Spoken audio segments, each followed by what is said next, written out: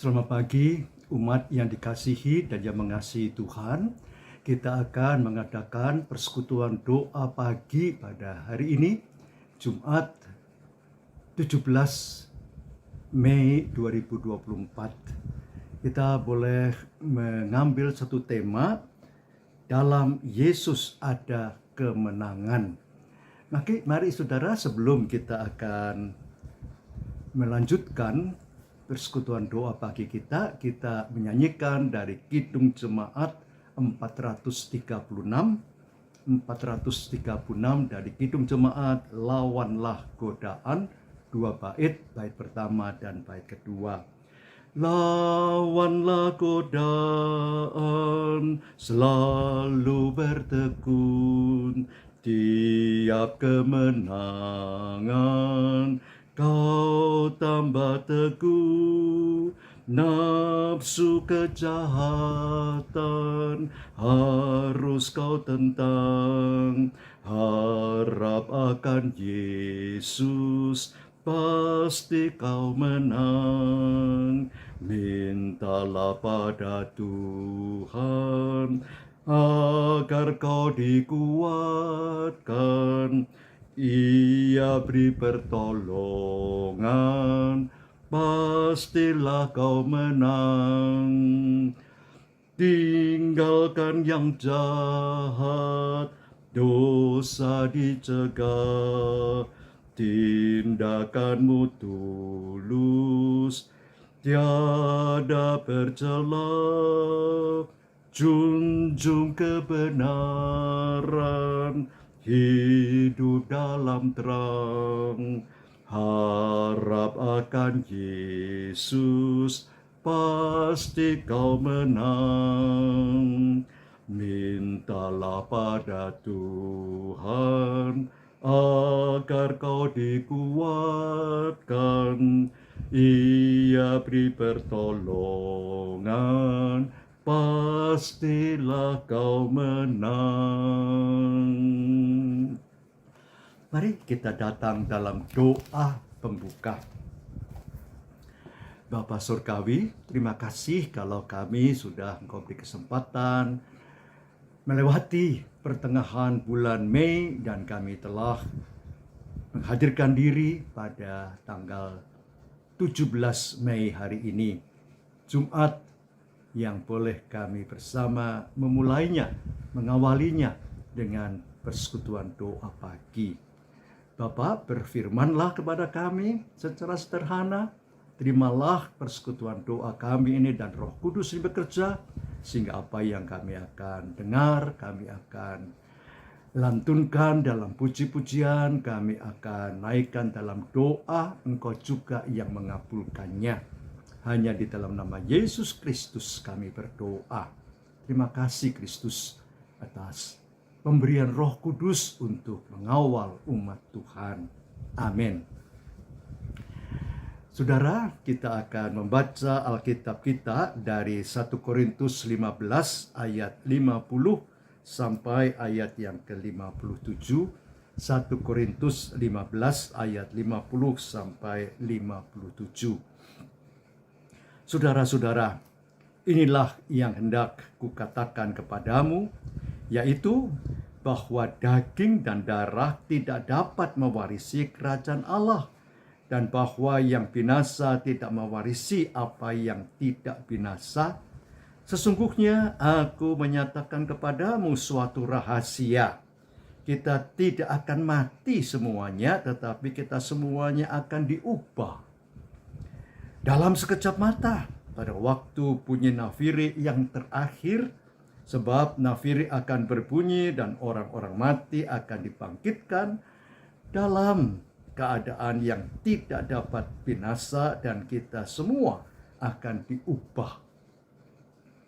Karena yang dapat binasa ini harus mengenakan yang tidak dapat binasa, dan yang dapat mati ini harus mengenakan yang tidak dapat mati.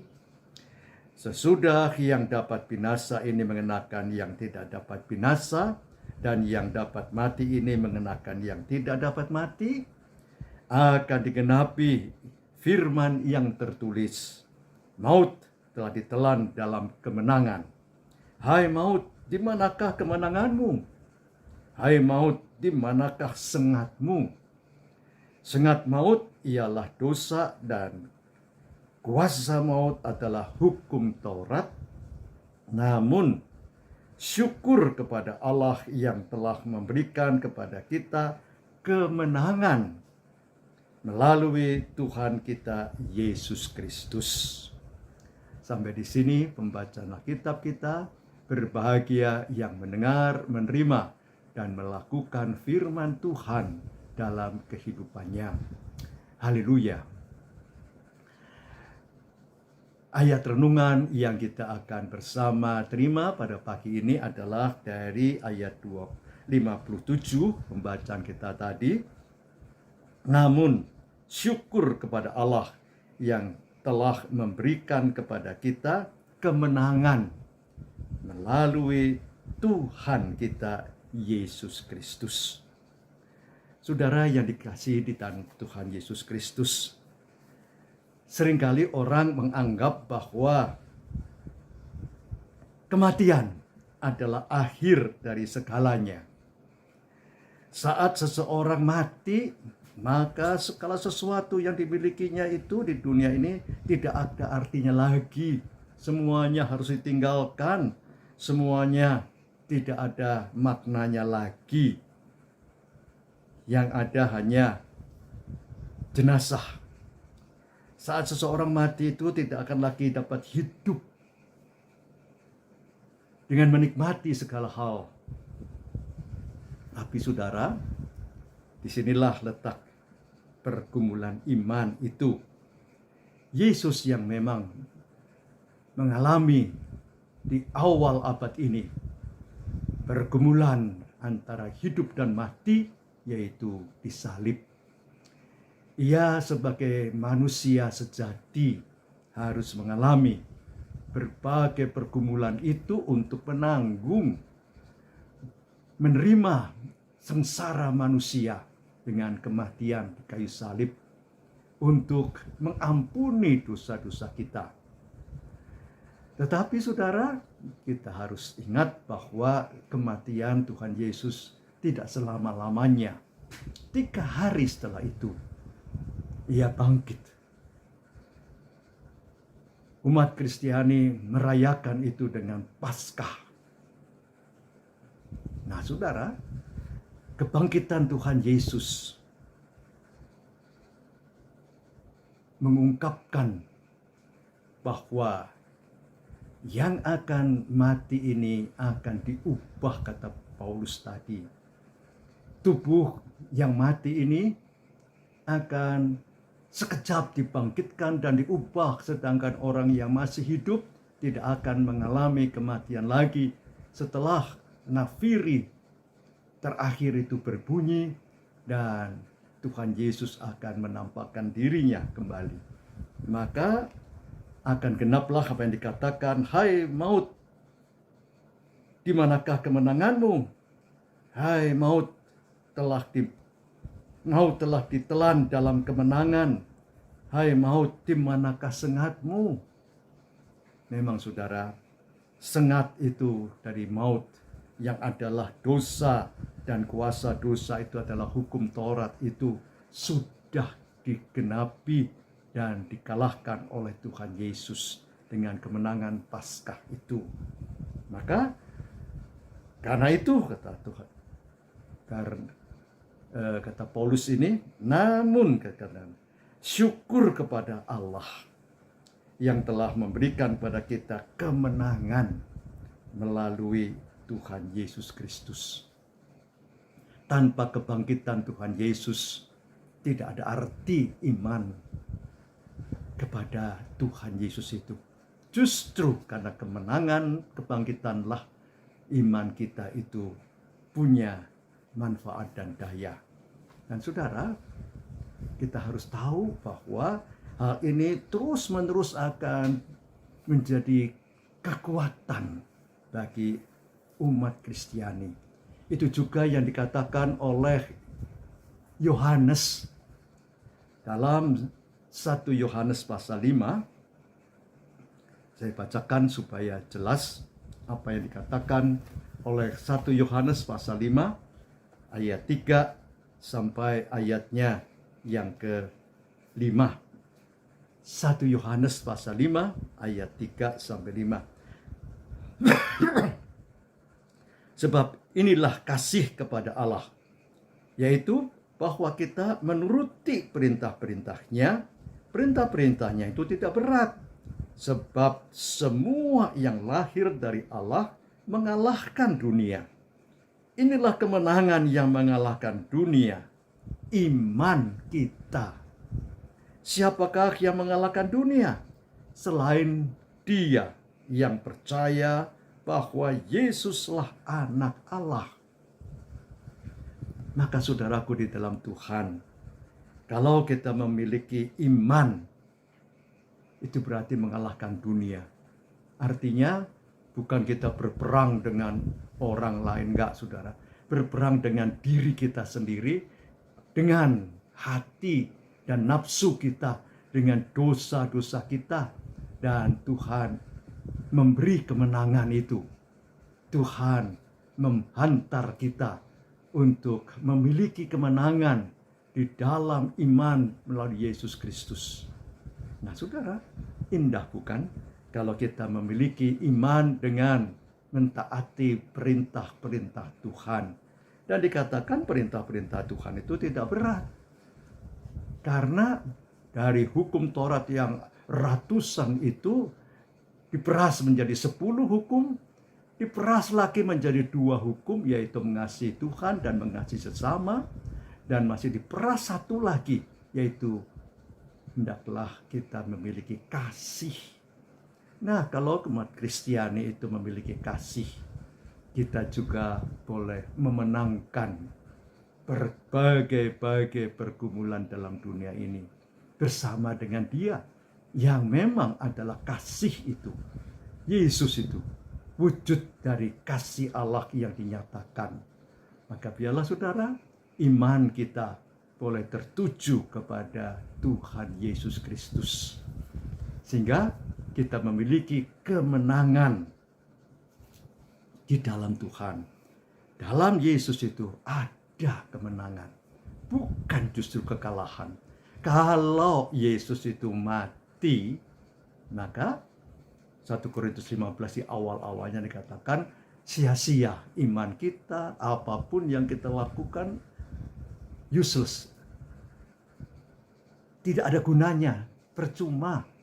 Tapi syukur Tuhan Yesus bangkit kembali, dan kita boleh juga percaya kepada kebangkitannya dan kemenangannya, sehingga kita boleh merasakan juga kemenangan kita atas dosa dan segala pergumulan melawan nafsu, karena kita boleh memenangkannya seperti Yesus juga, sebagai Tuhan dan Juru Selamat, sebagai Kristus yang diurapi itu telah memenangkannya. Maka segala syukur, hormat, dan puji kita hantar ke hadirat Allah, Tuhan dan Juru Selamat melalui Yesus Kristus sendiri, yang telah memberikan kepada kita kemenangan. Hanya di dalam Kristus Yesus ada kemenangan. Amin. Mari kita bersama menyambut firman Tuhan melalui PKJ, pelengkap Kidung Jemaat, yang saya pilih saudara. Sebuah nyanyian yang terkenal sebenarnya, yaitu We Shall Overcome, nomor 130 dari PKJ, pelengkap Kidung Jemaat 130, kita akan menang. Kita akan menang, kita akan menang, kita akan menang kelak dalam Kristus Tuhan. Ku beriman, kita akan menang kelak. Tuhan yang menolong, Tuhan yang menolong, dalam pergumulanku, dalam Kristus Tuhan ku beriman, kita akan menang kelak. Kita hidup dalam damai, hidup dalam damai. Kita hidup dalam damai dan tentram. Dalam Kristus Tuhan ku beriman, kita akan menang kelak. Mari kita akhiri persekutuan doa kita dengan berdoa. Mari kita berdoa. Bapa Surgawi, terima kasih kalau melalui Tuhan Yesus Kristus yang telah hadir dan boleh mengangkut segala dosa umat manusia dengan mati tersalib dan bangkit kembali. Kami telah merayakan Paskah, kami telah merayakan kenaikan Tuhan Yesus ke sorga, dan beberapa hari lagi kami juga akan merayakan datangnya Roh Kudus itu, Roh kebenaran, Roh penolong, Roh Allah sendiri yang boleh menghantar kami dalam kemenangan di dalam Tuhan Yesus. Terima kasih untuk iman yang kami telah miliki di dalam Tuhan.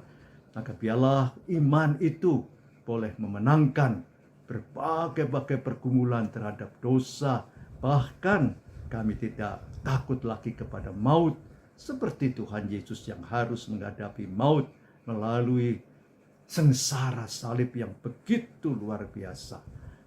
Terima kasih Tuhan untuk teladan Tuhan Yesus itu. Bapa, kalau kami juga mempergumulkan kesakitan yang mungkin kami harus hadapi, kalau kami harus menggumulkan berbagai pergumulan-pergumulan hidup lainnya, tentang keuangan, tentang bisnis, tentang pekerjaan, tentang berkeluarga, tentang studi, tentang ujian, tentang ulangan-ulangan umum yang harus kami hadapi, Bapa, berikanlah kami juga boleh memenangkannya bersama Tuhan. Kami juga teringat Bapa akan bangsa dan negara kami. Biarlah Bapa semua pergumulan berbangsa, bernegara, bermasyarakat boleh diselesaikan dengan sebaik-baiknya. Bapa, biarlah hukum boleh ditegakkan dalam kehidupan berbangsa, bernegara. Kami juga membawa dalam doa Bapa untuk berbagai hal yang tidak terungkapkan, yang kami ungkapkan secara pribadi kepada Bapa sendiri. Bapa mau mendengar kami, mau menjawab kami, dan mengabulkan sepanjang itu boleh berkenan kepadamu. Bapa, terimalah doa kami, baik secara pribadi maupun bersama-sama ini, dan kami hanya dapat mengalaskannya dalam satu pengantara kami yang hidup dan setia, Yesus Kristus Tuhan. Amin. Tuhan memberkati saudara kini dan selama-lamanya. Amin. Bagi Bapak Ibu yang memiliki pergumulan khusus dan ingin didoakan, bisa menghubungi rekan-rekan pendeta di nomor berikut.